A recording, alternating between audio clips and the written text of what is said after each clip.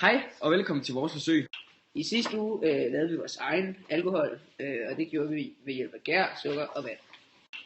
Og i den her uge, der har vi lavet en destination, som skiller vand og alkohol fra hinanden. I løbet af ugen, der har vi brugt nogle pimpsten, og så har vi brugt noget antiskum, og så har vi brugt sådan en gasbrænder her, og sådan en rundkolbe her. Den er hængt op i det her stativ, og her har vi også brugt.